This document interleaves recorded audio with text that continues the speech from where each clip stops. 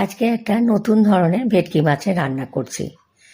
তার জন্য কড়াইতে প্রথমেই তেল দিয়ে দিচ্ছি হলুদ আর নুন। এতে করে কিন্তু মাছগুলো কড়াইতে একেবারেই আটকাবে না। এই ট্রিক্সটা আমি জেনেছি অতনুদার রান্নাঘর থেকে। তো থ্যাঙ্কস ফর অতনুদা। মাছগুলো ভাজা হয়ে গেছে। এরপর বাটিতে তুলে নিয়ে একটা পেস্ট বানিয়ে নিচ্ছি টমেটো, পেঁয়াজ আর কাঁচা লঙ্কার। কড়াইতে আবার একটু তেল দিয়ে দিচ্ছি, দিয়ে বেগুনগুলো ভেজে নিচ্ছি। বেগুনগুলো ভেজে তুলে নিয়েছি। আর ওই তেলেই দিয়ে দেবো আলু আর ফুলকপিগুলোকেও। এগুলো বেশ ভালো করে লাল লাল করে ভেজে নিচ্ছি।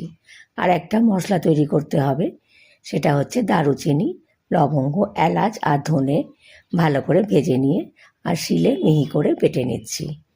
কড়াইতে আবার একটু তেল দিয়ে এবার বাটা মশলার পেস্টটা দিয়ে দিলাম।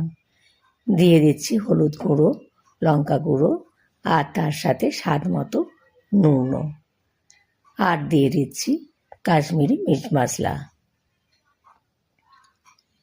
এরপরে বেশ খানিকক্ষণ ধরে এই মশলাটাকে কিন্তু কষাতে হবে। দিয়ে দিলাম ভেজে রাখা সবজিপাতিগুলো।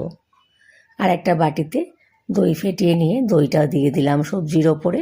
বাটি দেওয়া জলটা দিয়ে আর একটু চিনি দিয়ে ঢাকা চাপা দিয়ে সবজিগুলোকে সেদ্ধ করার জন্য 15 মিনিটের মতো রেখে দেব। সবজি সেদ্ধ হয়ে গেলে আরও একটু জল দিয়ে দিচ্ছি ভেজে রাখা গুঁড়ো করে রাখা ওই ভাজা মশলাটা। দিয়ে দিলাম মাছগুলো দিয়ে দেবো আর একটুখানি অল্প করে পরিমাণ মতো নুন। আবার ঢাকা চাপা দিয়ে 5 মিনিট রেখে দিয়ে মাছগুলোকে একটু নরম করে নিচ্ছি। এরপরে কিন্তু আমার রান্না কমপ্লিট হয়ে গেছে। তো স্ট্যান্ডার্ড টাইমে একটু রেখে দিলাম।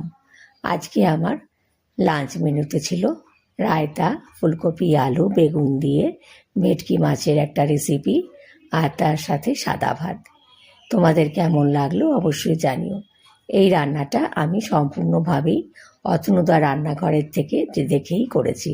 তো থ্যাঙ্কস ফর অতনুদা।